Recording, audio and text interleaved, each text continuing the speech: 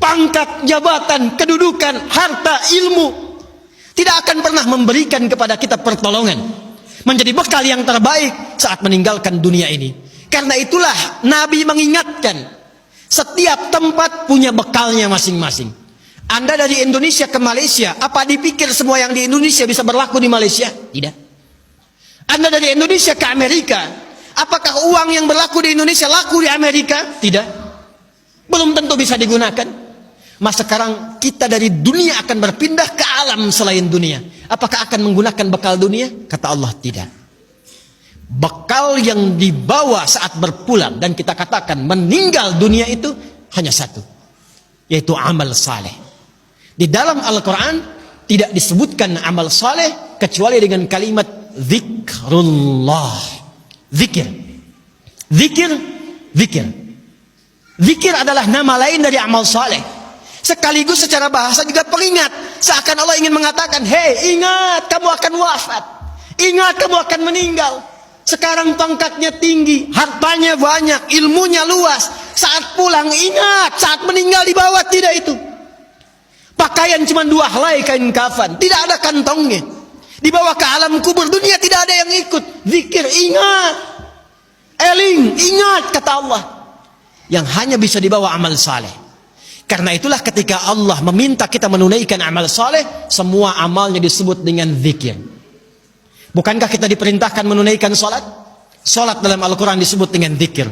Quran surah ke-20 Taha di ayat ke-14. Innani anallahu la ilaha illa ana fa'budni wa aqimis salata li dzikri.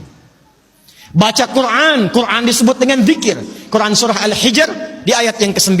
Inna nahnu nazzalna dzikra wa inna lahu lahafizun. Menghafal Quran disebut dengan zikir. Disebutkan 4 kali di surah Al-Qamar ayat 17, ayat 22, ayat 32, ayat 40. Walaqad yassarnal Qur'ana lidzikri fahal mim muddakir. Doa itu amal saleh disebut dengan zikir. Quran surah ke-7 Al-A'raf ayat 205. Udzkur rabbaka fi nafsika tadarruan wa khifatan wa dunal jahri minal qaul. Anda setelah salat mengucapkan subhanallah, alhamdulillah, Allahu akbar, itu zikir. Quran surah ke-4 An-Nisa ayat 103. Fa idza qadaytumus salata fadhkurullah. Maka kata Allah, ingat, kalau sudah sampai akhir pekan itu, yang dihitung jangan cuma dunianya. Berapa ya harta yang dikumpulkan selama kerja ini? Di pasar berapa keuntungan yang diraih? Di kantor berapa omset yang didapatkan?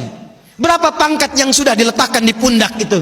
Berapa ilmu yang sudah diraih? Kata Allah, ingat saat meninggal apa bekal zikir yang telah kamu siapkan.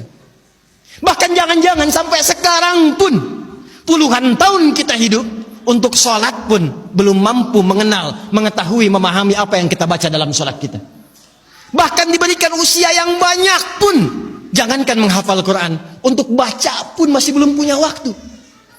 Hadirin, anak-anak sekarang, kami katakan kepada Anda, saya membimbing anak-anak penghafal Quran. Ada yang matanya tak mampu melihat. Ada yang otaknya lumpuh. Usia 3 tahun, 4 tahun, menghafal Quran. Sampai hafal 30 juz. Dan ketika kami tanyakan kepada mereka, kenapa Anda menghafal Quran? Mereka katakan, untuk menjadi bekal ketika berjumpa dengan Allah subhanahu wa ta'ala.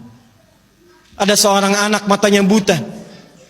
Orang katakan buta, kami katakan ditutup matanya oleh Allah supaya tidak memandang maksiat. Dia menghafal Quran, bapaknya menggendong, menaikkan ke motor, diantarkan ke penghafal Quran sampai selesai hafalan Qurannya. Ketika dia pulang ditanya, kalau kami ingin berikan hadiah, apa yang kau harapkan? Kata beliau, saya hanya ingin doa saja, supaya Allah meringankan hisab saya di hari kiamat. Saya ingin katakan, ya Allah, saya mengakui saya banyak berbuat dosa, maka mohon dengan Quran yang telah hamba hafalkan ini, kurangi hukuman kami ya Allah, ringankan hisab kami ya Allah. Anak kecil, matanya buta, belum baligh, belum berlaku hisab, menghafal Quran supaya minta hidupnya diringankan di hadapan Allah dari dosa-dosa yang mungkin dilakukan. Anda diberikan 40 tahun, 50 tahun, 60 tahun, kalau sampai detik ini mengharapkan surga Firdaus, tapi belum serius mencari bekal, maka dengan cara apa lagi dan berapa lama lagi Allah memberikan kesempatan kita untuk mendekat kepadanya? Karena itu insan beriman, bangun kekuatan, bangun silaturahim, jauhi sifat terpecah belah, jauhi polarisasi, satukan cinta di antara kita. Setelah itu tingkatkan ibadah kita, niatkan setiap pekerjaan kita untuk mendapatkan ridha Allah Subhanahu wa taala, dan setiap tempat yang kita pijak, pakaian yang kita kenakan, kelak semua akan bersaksi di hadapan Allah. Itulah ikhtiar dan ibadah.